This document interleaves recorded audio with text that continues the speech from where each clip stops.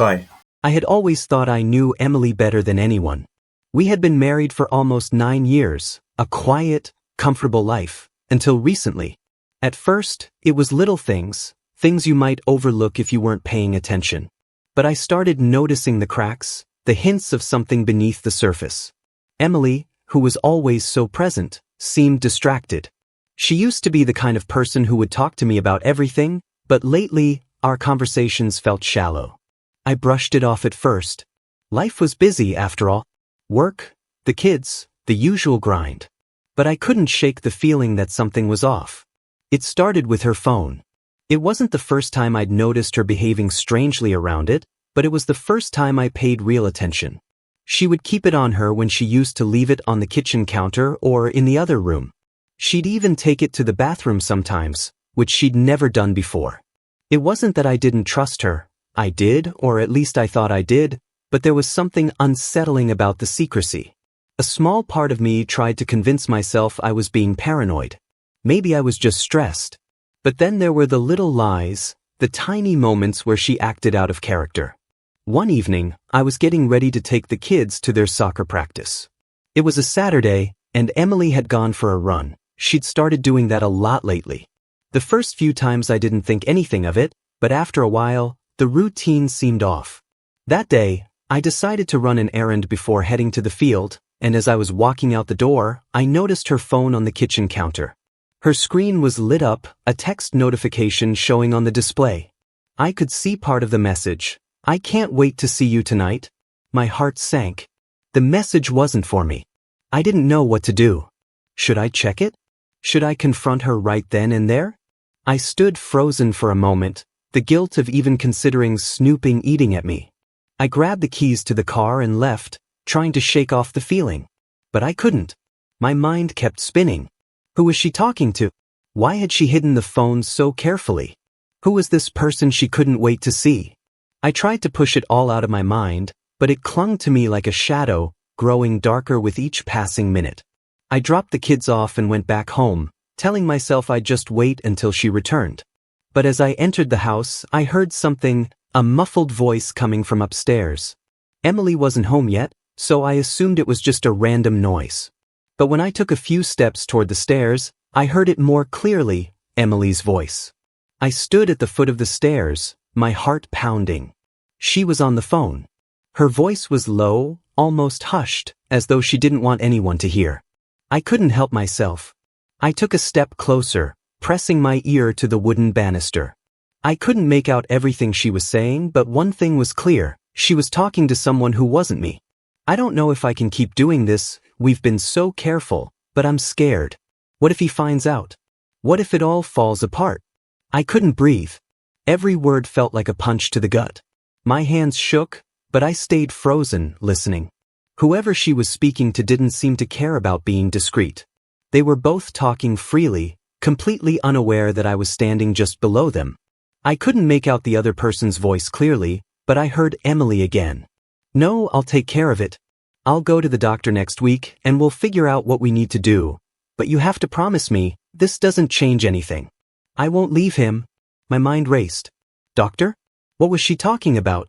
Why would she need to go to a doctor? I felt sick, my head spinning with 1,000 thoughts. Betrayal, lies, deceit, everything I thought I knew about my wife seemed like a fragile illusion now. She wasn't talking about a regular checkup or a health concern. This was something else, something deeper. I knew I had to know more, but I couldn't move. I stayed there, rooted in place, as the conversation continued. Finally, there was a shift in tone. Emily's voice became sharper, more urgent. "I'll make sure everything is clean. Don't worry. But this needs to stay between us. No one else can know. You understand, right?" The last sentence rang in my ears as if someone had just struck a gong. What was she trying to hide? Who was this person? Why were they talking in such hushed tones about something so serious? I couldn't stand it anymore. I stepped back slowly, trying to make as little noise as possible. I had to leave. I couldn't stay in that house with those questions swirling around in my mind, unanswered. I didn't confront her that night. I didn't know what to say or how to approach it. I spent hours in the car, just driving, trying to sort through everything I'd just overheard. By the time I returned home, Emily had already gone to bed.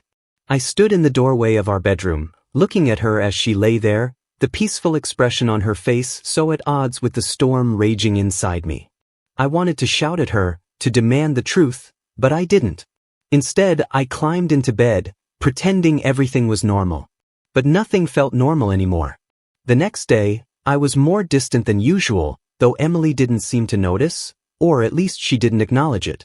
She had gotten better at pretending too. I kept going over her words in my head. The doctor. I won't leave him.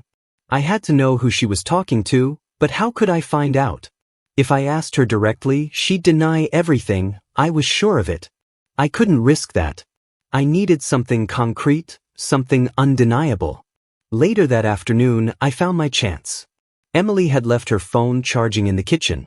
It was on the table, face up, and for the briefest moment, I debated with myself.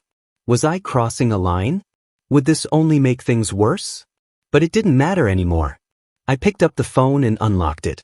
The messages were right there. I scrolled through the text thread, feeling as though I was violating a trust one hadn't even known had been broken. But there they were, dozens of messages between Emily and someone named David. There was nothing romantic in the texts at first, just small talk. But then the tone shifted. I found one from last week. Can't wait for the next time we're alone. It's getting harder to hide this from him. My heart stopped. The man she was speaking to was named David, and it was clear now that their relationship went far beyond friendship. I scrolled further, each message more damning than the last. There were references to stolen moments, late-night meetings, and whispered secrets that felt like a slap in the face. But then I saw it. A medical message from David just days before. The test results came back. It's positive. We need to talk about what's next. Positive. My stomach churned. Positive for what? The tests, the doctor, whatever Emily had been hiding, it was bigger than I'd imagined. I felt a flood of emotions. Anger, disbelief, betrayal, but above all, fear. What was happening? What had she done? I spent the next few days in a haze, unable to focus on anything. I could barely sleep, barely eat, my mind consumed with the images of Emily's betrayal. I had read every word in those text messages, each one a slow poison that spread deeper into my veins.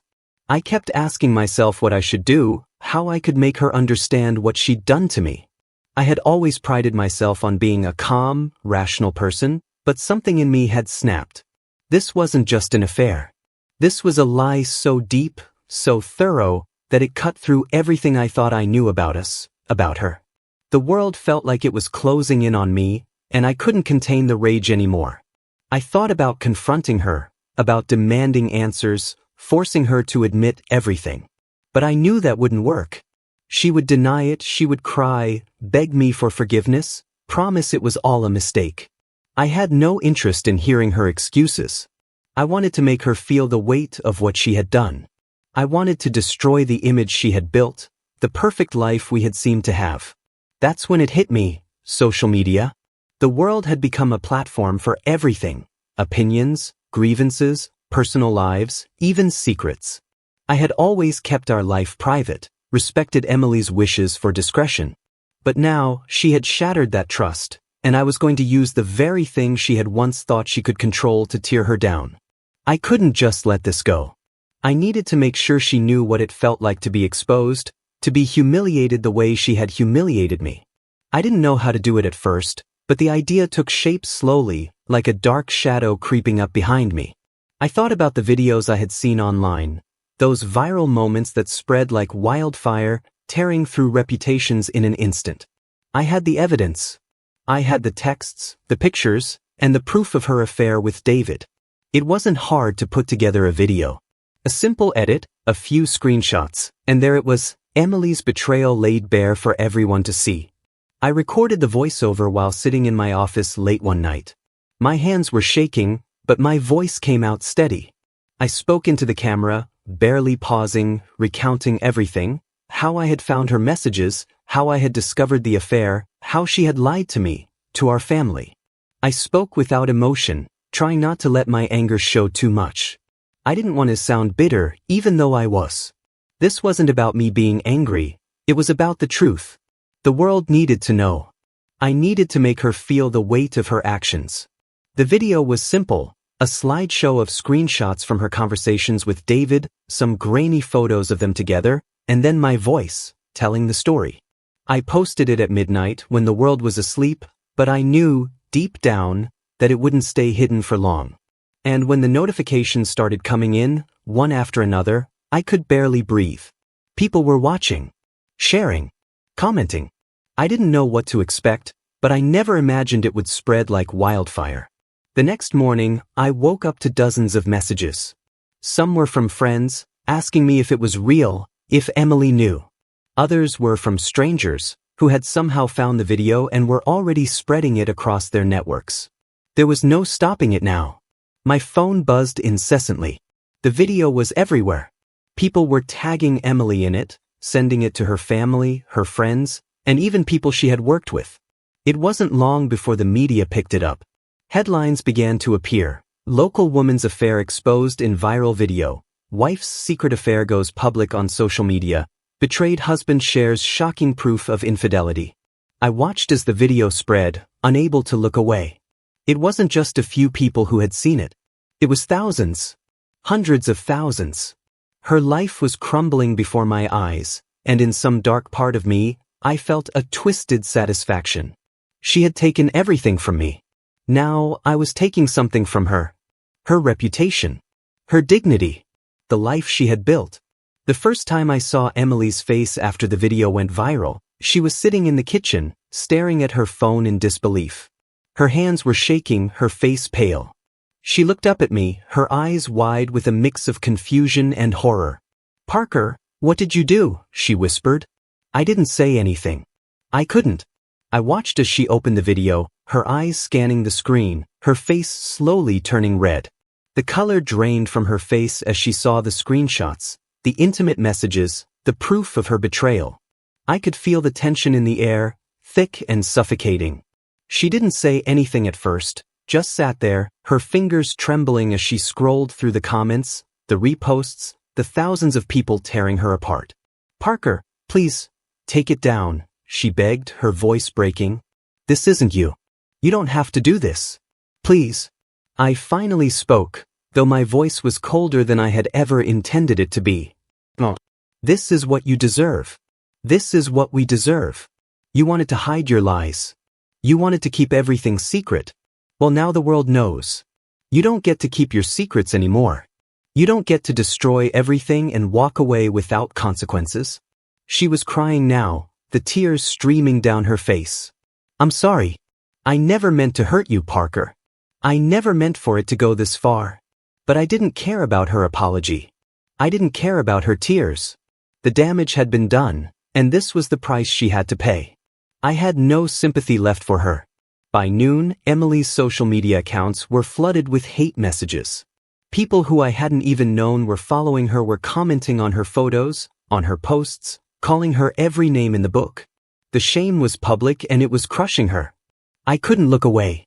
Every minute, more people were finding out, more people were dragging her through the mud. She tried to call David, I could see her texting him frantically, but it was no use. He had cut ties with her as soon as the video went viral. The affair was over. It had always been a secret, hidden in the shadows, but now it was exposed for everyone to see. I never imagined it would feel this hollow. I thought once she was humiliated, once her perfect life had been shattered, I would feel a sense of justice, of victory. But all I felt was emptiness.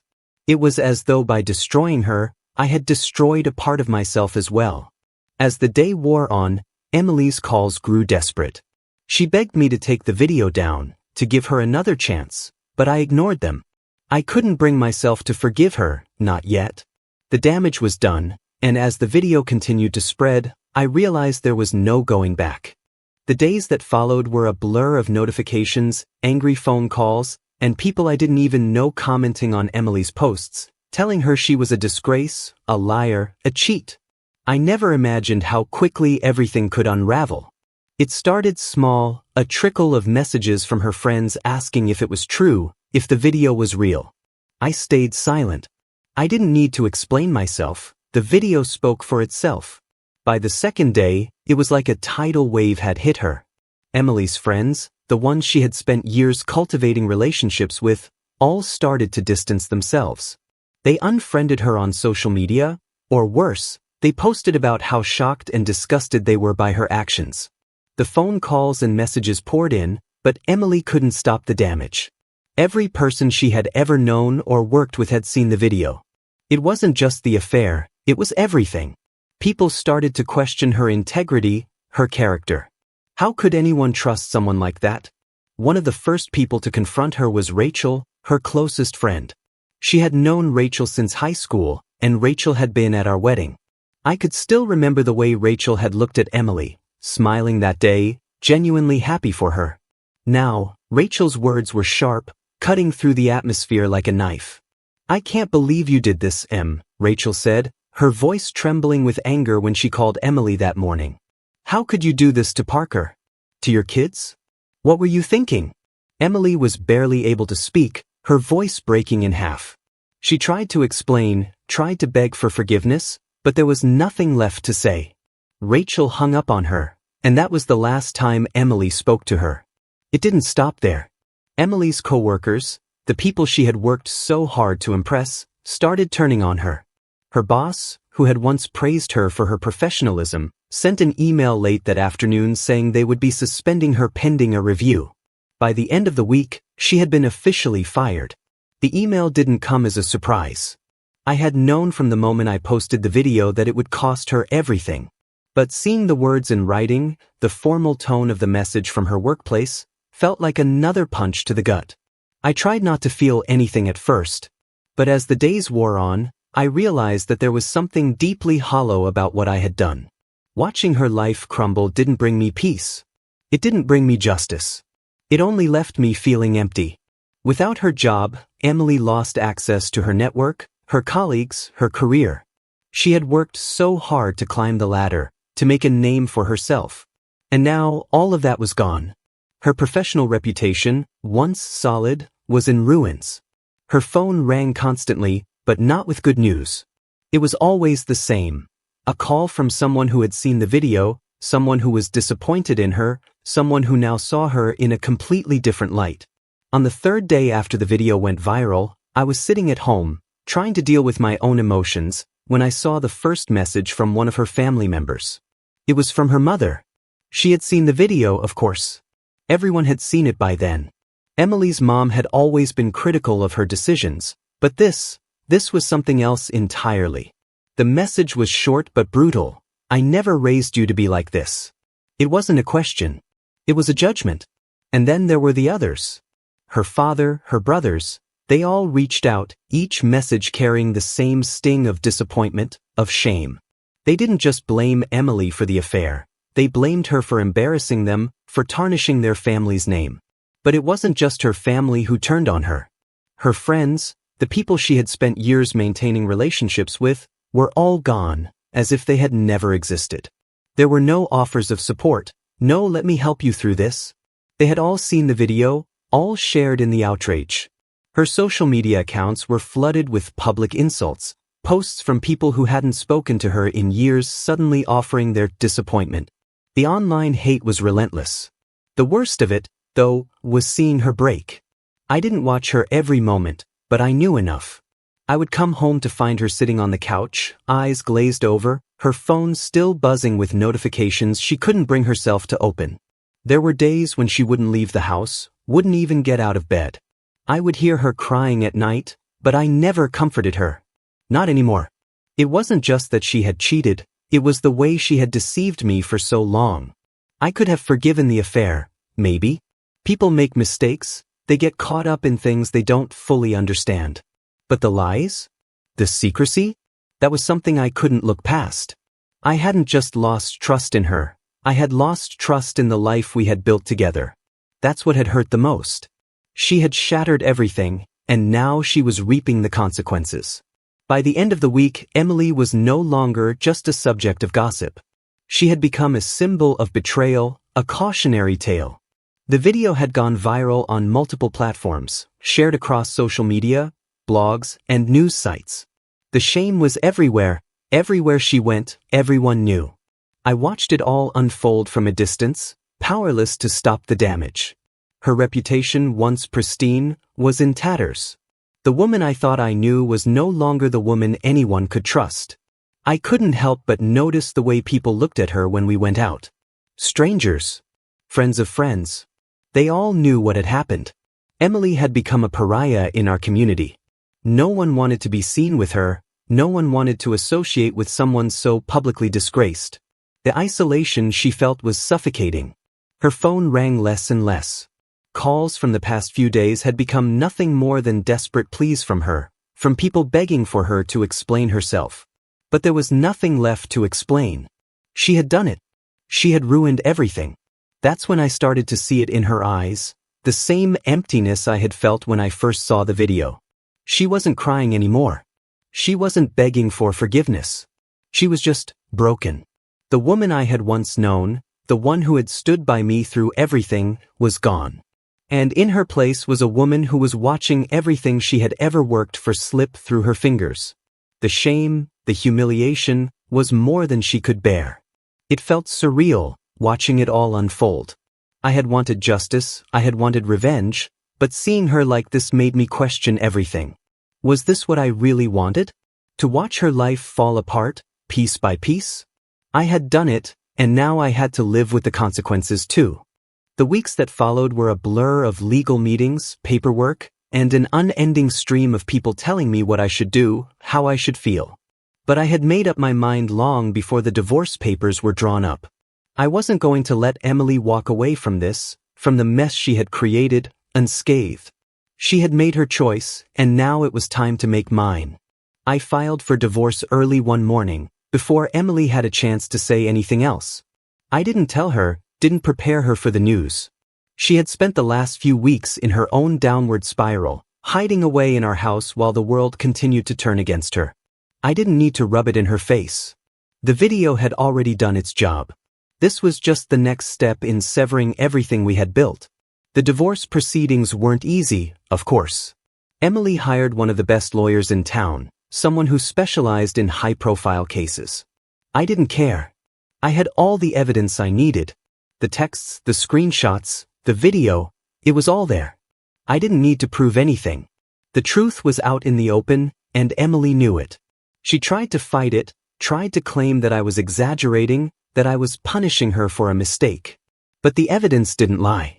When we walked into that courtroom, it was clear who had the upper hand. Emily was a shell of the woman I had married. Her face was hollow, her eyes tired, constantly darting around, as if the whole world was watching. And maybe they were. The court was packed with people eager to see how the drama would unfold. I didn't care. I sat quietly, knowing that the truth would come out and Emily would be forced to face it. Her lawyer tried every trick in the book, arguing that the affair was a one-time mistake, that it didn't affect our marriage, that we had grown apart. But none of it worked.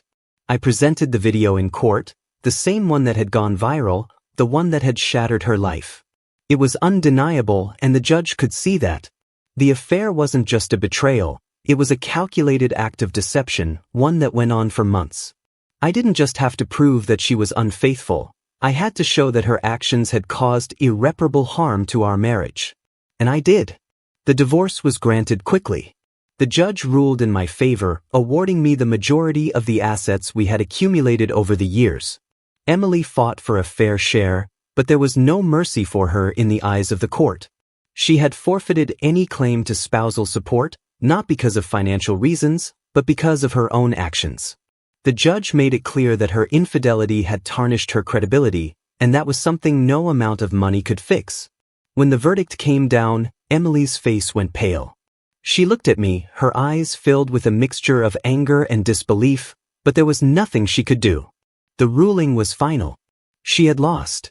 She was left with nothing but a few personal belongings, a broken reputation, and a shattered sense of self.